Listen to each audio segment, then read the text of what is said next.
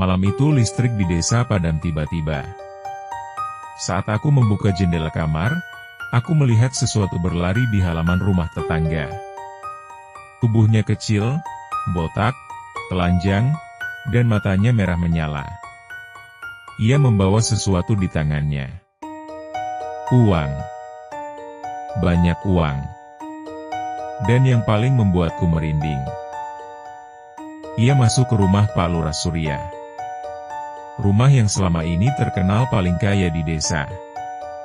Tapi malam itu aku sadar, kekayaan Pak Lurah bukan datang dari kerja keras, melainkan dari sesuatu yang tidak seharusnya dipelihara manusia. Tuyul. Namaku Raka. Aku tinggal di sebuah desa kecil di pinggiran hutan. Selama bertahun-tahun desa kami biasa saja. Tidak kaya, tapi juga tidak miskin. Sampai suatu hari Pak Lurah Surya tiba-tiba menjadi orang paling kaya di desa. Rumahnya berubah. Dari rumah kayu sederhana menjadi rumah beton 2 lantai. Ia membeli mobil baru. Sawahnya bertambah. Tanahnya luas. Awalnya orang mengira ia berhasil dalam bisnis.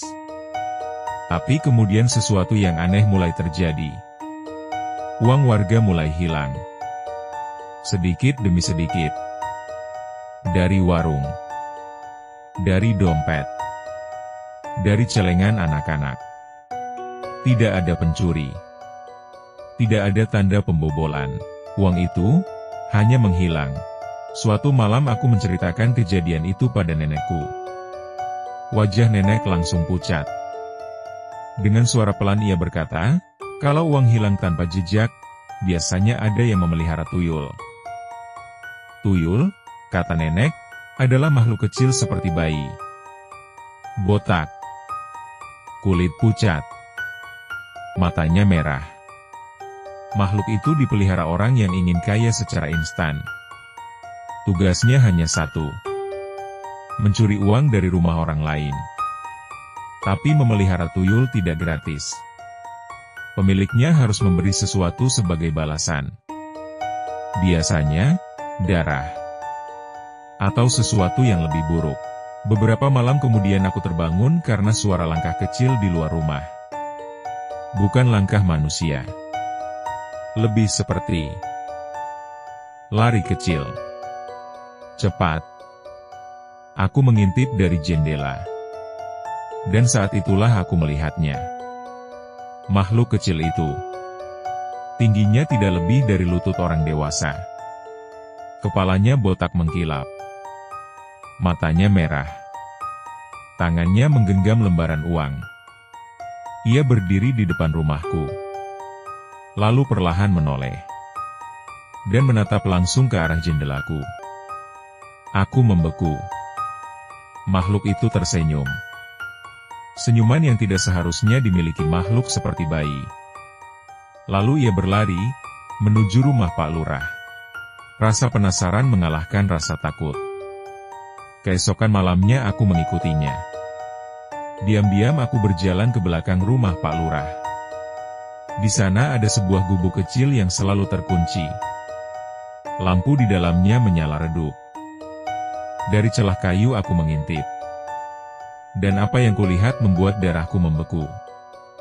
Di dalam ruangan itu ada puluhan tuyul. Mereka berlarian. Tertawa. Memegang uang. Di tengah ruangan ada sebuah tempayan tanah liat besar. Pak Lurah duduk di depannya. Tangannya memegang pisau. Perlahan ia menyayat jarinya. Darahnya menetes ke dalam tempayan. Seketika semua tuyul berhenti bergerak, lalu mereka mendekat. Menjilat darah itu seperti anak kecil yang kelaparan. Pak Lurah tertawa pelan. Kerja yang rajin, nanti Bapak kasih lagi.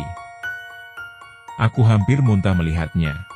Tiba-tiba nenek muncul di belakangku. Aku kaget hampir berteriak.